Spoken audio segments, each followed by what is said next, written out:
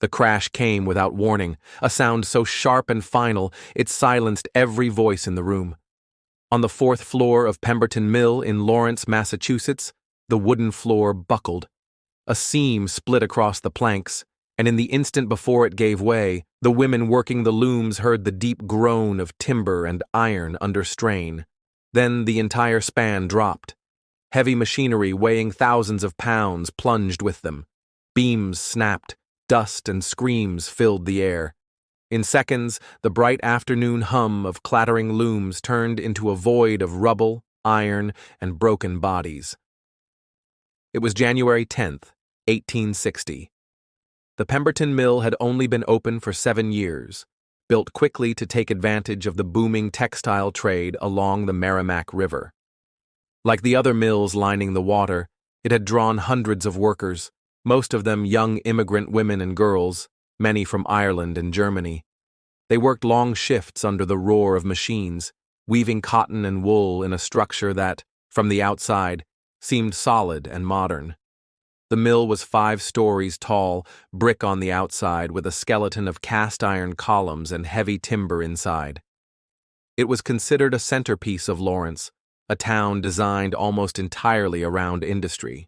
But hidden in the design were shortcuts and flaws.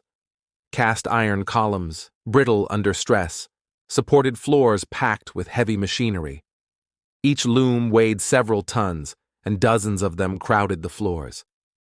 Add to that the strain of shafts, pulleys, and stored materials, and the load bore down on supports never meant to handle such weight. On that winter afternoon, as workers filled every level, the building simply could not hold. The failure started near the top, where the structure carried the greatest weight. When the floor gave way, it slammed into the one below, triggering a chain reaction that collapsed the entire mill in seconds. The noise was heard across town. Residents rushed toward the plume of dust and brick. What they saw was a jagged pile of stone, timber, and iron filling the yard where the mill had stood. Survivors staggered out covered in blood and soot, but many remained trapped inside. Rescue efforts began immediately, with neighbors, laborers, and factory overseers pulling away debris with bare hands. Cries for help rose from the ruins, guiding searchers to pockets where workers clung to life under beams and shattered looms. Some were pinned, their legs or arms crushed beyond saving. By nightfall, the wreckage had not only trapped victims, but threatened to kill them again. Lanterns set up for rescue tipped over in the confusion, and fires sparked inside the ruins. Flames caught the cotton fibers and wood, spreading quickly. Screams echoed as those who had survived the collapse found themselves burned alive before rescuers could reach them. Witnesses later said this was the most horrific sight of the disaster, faces at gaps in the rubble illuminated by firelight, pleading until the flames consumed them. The fire brigade struggled to douse the blaze, but the tangle of ruins made their work nearly impossible. Through the night and into the next day, men dug with shovels and axes. Clergy came to administer last rites to the dying. Families crowded the site, searching for loved ones among the injured or waiting for bodies to be brought out. The scale of death was overwhelming. Estimates put the number of workers inside at over 600. By the time the ruins were cleared, more than 140 were dead, and another 170 were seriously injured. The majority were women and children, the very workforce on which the mill economy relied. The investigation that followed painted a clear picture. Builders had cut corners in construction, using cheap cast iron that fractured easily instead of more resilient materials.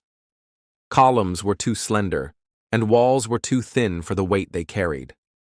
Machinery had been installed in excess, adding strain the designers never accounted for. Inspectors noted that workers had complained of strange noises in the structure before, groaning sounds that hinted at the stress building up in the frame. But in an era of profit-driven expansion, warnings carried little weight. Speed and output mattered more than safety. Newspapers covered the disaster in harrowing detail.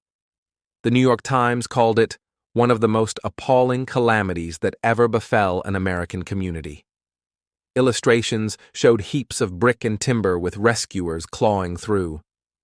Eyewitness accounts told of mothers searching for daughters, of men pulling bodies charred beyond recognition from the fire-blackened ruins.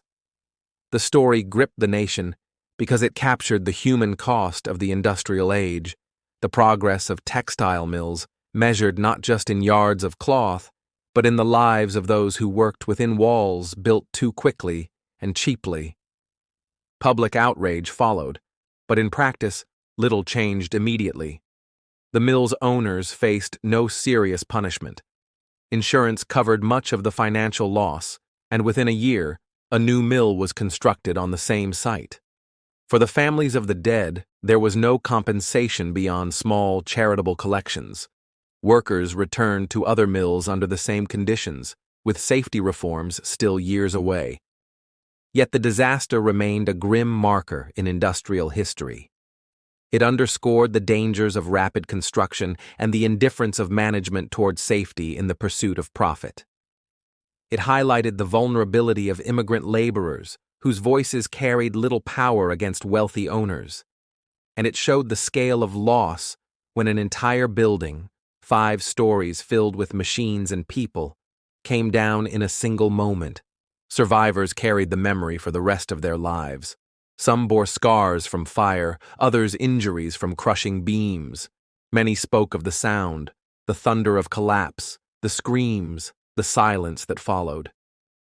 In Lawrence, the Pemberton Mill disaster passed into local memory as a warning, a story retold to remind new generations of what had happened on that January day when the hum of looms gave way to ruin.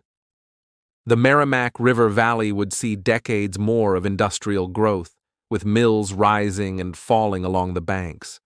But the ruins of Pemberton marked a turning point in awareness, a moment when the cost of unchecked expansion was made plain in rubble and ash.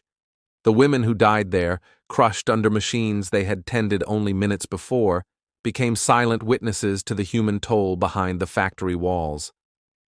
The disaster of 1860 remains one of the deadliest industrial accidents in American history, a story of ambition and neglect converging in tragedy. It is remembered not just as the collapse of a building, but as the collapse of a system that valued output above safety.